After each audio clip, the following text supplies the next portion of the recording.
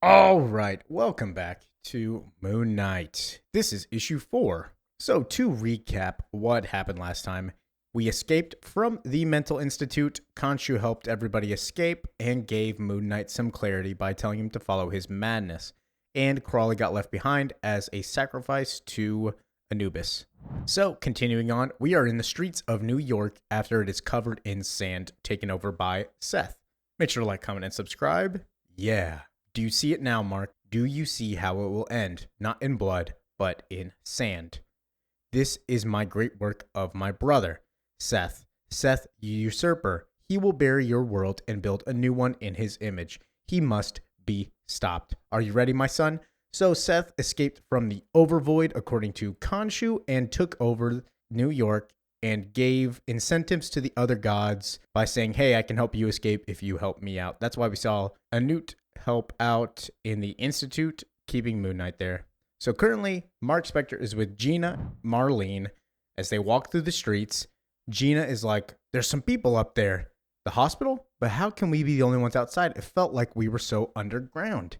Just be glad we got out of it all. So there is some things that don't make sense to Moon Knight. For one, the people inside of the Institute were aggressive, but not to the extent of they were villains. They were like, hey, you're out of control. Calm down. They never really stopped him. They did drug him, though, but they never. But continuing on, a cop comes up and says, hey, what are you guys doing out here? It's raining down a storm. And Mark's like, rain? It's sand. No, it's like a tsunami out here. So this is the reality, is that everybody besides Moon Knight is experiencing something different. Moon Knight sees what Khonshu wants him to see, which is the sand getting taken over, and everybody else is seeing the normal world. So, again, this has the theme of, is Moon Knight crazy? Is he actually seeing the correct thing? Are we, the reader, following Moon Knight as he is the sane one, or is he still insane compared to everybody else being sane? So, that's a little tidbit for you to think about. Frenchie says, the rain, Mark, it is not good for Marlene. We need to find somewhere to wait this out. And he's like, this isn't rain. I'm confused. Where did you guys come from? I think maybe you should come with me. So instead of coming with the police officer, he punches him in the face. And he's like, show me your real face. Show me who you really are. And the police officer says, it is I, son of Khonshu. I've been waiting for you, waiting to eat you, and then expel you at the feet of King Seth after he pulls off the dude's face. And then it's at this point that the police officer bites Frenchie in the throat. And he says, I see him. I see him, Mr. Knight, as he dies in the alleyway, or on the street, not really an alleyway. So with his death, Gina starts to see what Moon Knight sees. Is that sand? I don't understand what's happening, Mark. You see it, Gina? You finally see where we are? Yes, but I don't understand. Oh, thank you, thank you. I'm so glad I'm not alone. I'm so glad you see it too. Gina, whatever's happening, I think I can stop it. I think I have to stop it. With Crawley and Frenchie gone, I don't know if I can do it alone. And so they leave. And Gina notices something. There's no people. Where are all the people? I don't know. I'm not sure. I want to find out either. Something very bad is happening. And then they go to Gina's diner as she sees it on the corner in bright neon lights. Oh, that's my diner. Oh, Lord, is that a sight for sore eyes? Come on, everything's gonna be all right. Are you sure, Gina? I think we should keep moving. The sand's starting to rise. Now, Mr. Knight, are you really not going to let me cook for you? A little rest and some warm coffee could go a long way. And so they enter the diner. And then she says, don't you feel better? After she made him some warm, hot pancakes.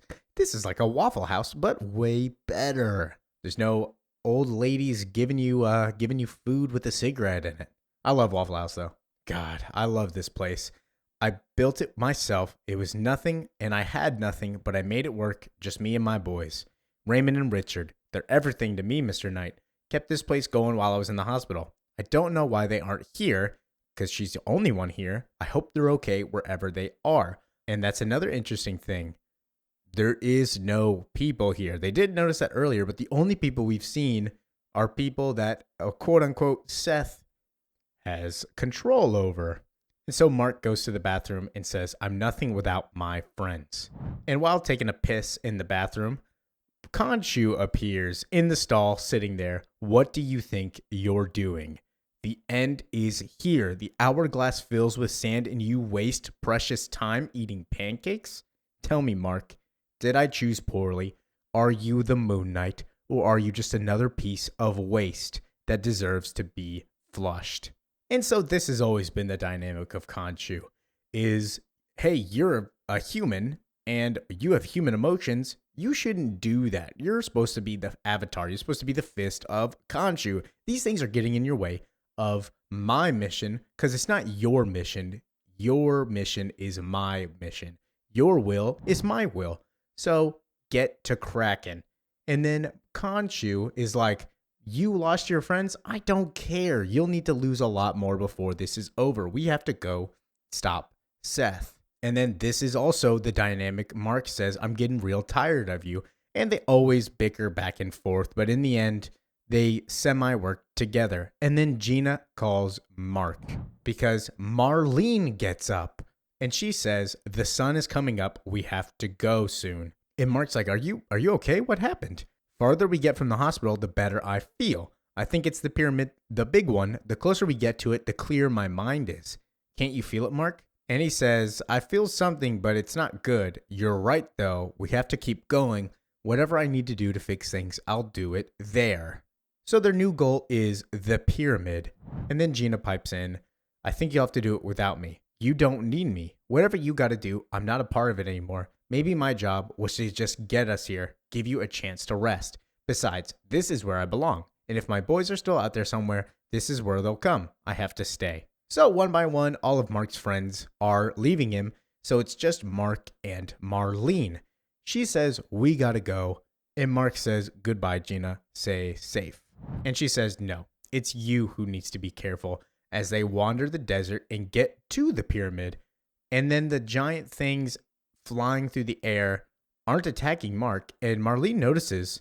And he says, yeah, they want us to come up.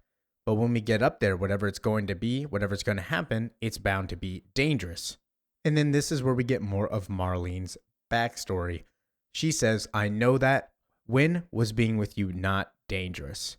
Do you remember everything before the hospital? Yes, all of it. I remember your alter ego, Stephen Grant, the playboy, but also I remember you, Moon Knight. Do you remember us? Of course I do, Mark. I loved you, and I still do. What I don't remember is how we got to the mental hospital. Do you? No, I don't. And he says that the answers may be waiting for us up there. And then she says something is, that's for sure. And I think it'll be an interesting ride for how we got to the mental hospital, but I'm not going to say anything.